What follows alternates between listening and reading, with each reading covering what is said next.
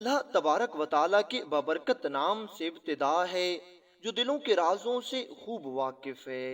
अस्सलामु अलैकुम दोस्तों, welcome on S G A stories. दोस्तों, कहते हैं कि पुराने जमाने में एक लकड़हारा था जो जंगल में से लकड़ियां काट कर बाजार में फरोख्त करता और इसी तरह अपना गुजर बसर चला रहा था। इसकी जिंदगी यूं ही गुजर रही थी, लेकिन कभी इस लकड़हारे के हाथ में कम लकड़ियां आती थीं और कभी ये ज्यादा लकड़ियां इकट्ठी कर लेता। इसलिए कभी ये अच्छी तरह से खाना खा लेता और कभी कभार तो इसको भूखे पेट ही सोना पड़ता था। लेकिन ये लकड़हारा मेहनत करता और पूरा दिन जंगल में से लकड़ियां काटता रहता। वो अलग बात कि कभी कभार इसको सूखा और बड़ा दरख्त बहुत जल्दी मिल जाता और कभी कभार बहुत तलाश के बाद भी इसे कोई ऐसा दरख्त ना मिलता कि जिसकी लकड़ियां ये काट कर बाजार में अच्छे दामों में फरोख्त कर सके। कहते हैं कि ये लकड़हारा इसी मामूल के मुताबिक काम कर रहा था। एक दिन जब ये लकड़हारा जंगल में लकड़ियां काटने गया तो पूरा दिन तलाश के बाद इसे कोई भी ऐसा दरख्त ना मिला जो बिल्कुल सूखा हो और जिसकी लकड़ियां मुनासिब हों ताकि बाजार वाले आसानी से खरीद लें। इस लकड़हारे ने बहुत तलाश किया, लेकिन इसे कोई भी दरख्त ना मिला।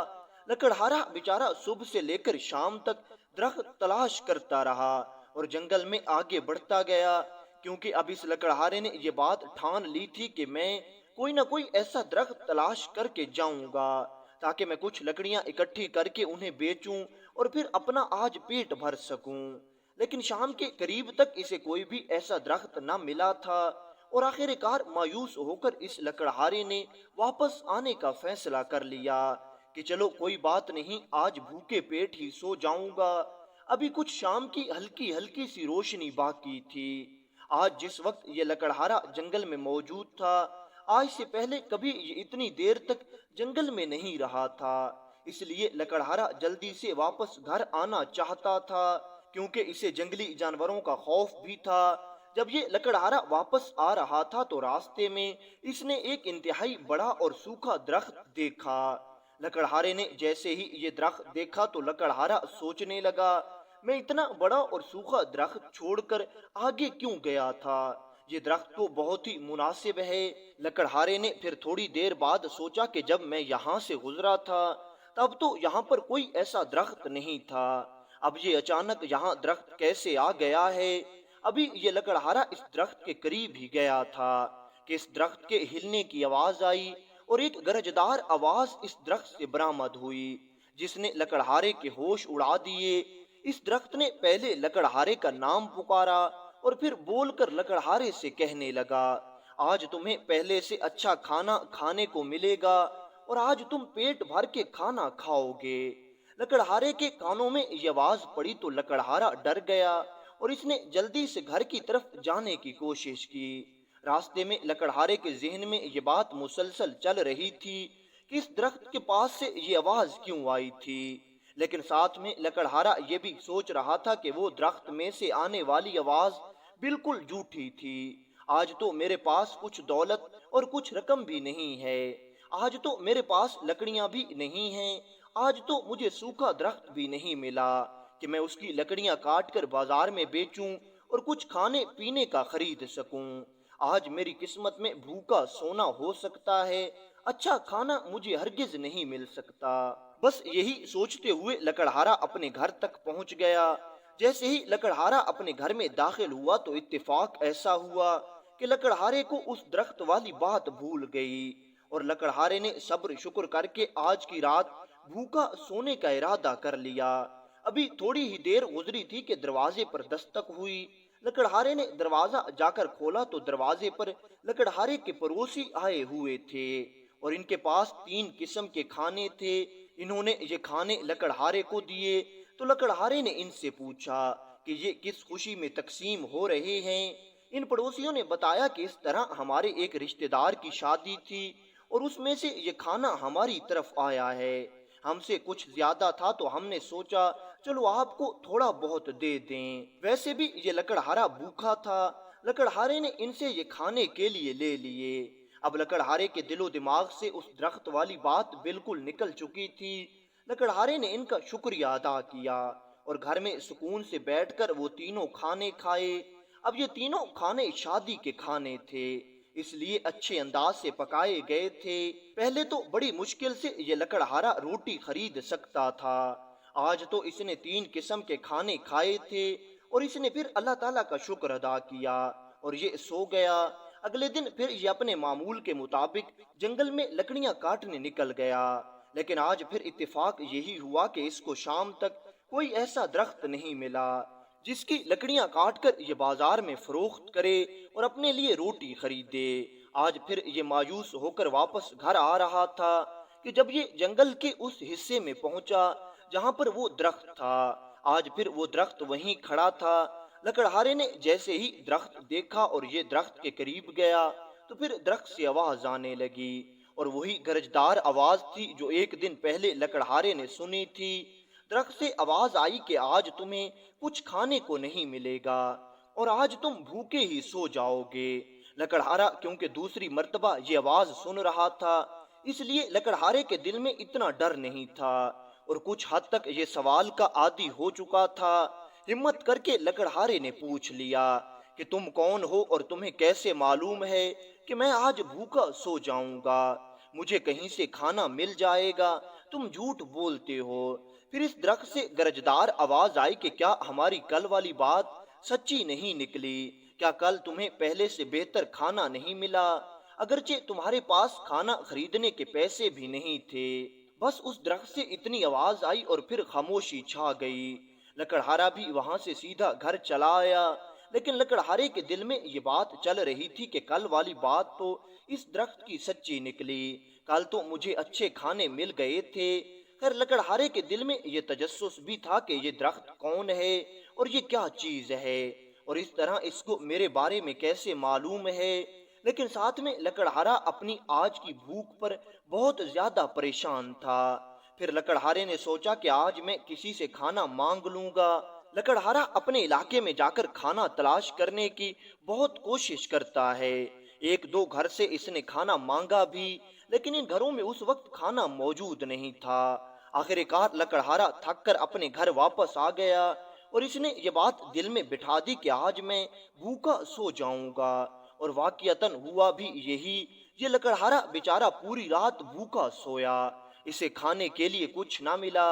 رات کو سوتے ہوئے لکڑہارے کو اس درخت کی بات یاد آ رہی تھی، بار بار اس کے ذہن میں وہی بات گردش کر رہی تھی کہ کل اس نے مجھے کہا کہ اچھا کھانا ملے گا اور مجھے اچھا کھانا مل گیا، اور آج اس نے کہا کہ میں بھوکا سو جاؤں گا اور آج میں بھوکا سو رہا ہوں۔ خیر کسی طرح کر کے لکڑہارے نے رات کاٹی۔ اگلے دن صبح کو لکڑہارا جنگل میں نہیں گیا، بلکہ یہ جان بوجھ کر شام کے وقت گیا تاکہ اس درخت سے ملاقات کر سکے۔ شام کے وقت یہ لکڑہارا اسی جگہ پر موجود تھا۔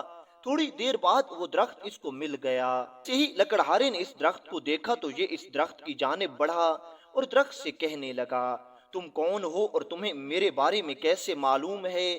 درخت سے ایک بار پھر گرجدار آواز آئی، میں جو کوئی بھی ہوں اس سے تمہارا کوئی تعلق اور تمہارا کوئی واسطہ نہیں ہے، بس تم اتنا جان لو کہ میں تمہاری قسمت جانتا ہوں اور تمہاری قسمت میں کیا لکھا ہے یہ سب مجھے معلوم ہے، اور دوسرے لوگوں کی قسمت لکھنے والا بھی میں ہوں اور میں نے تمہاری قسمت بھی لکھی ہے۔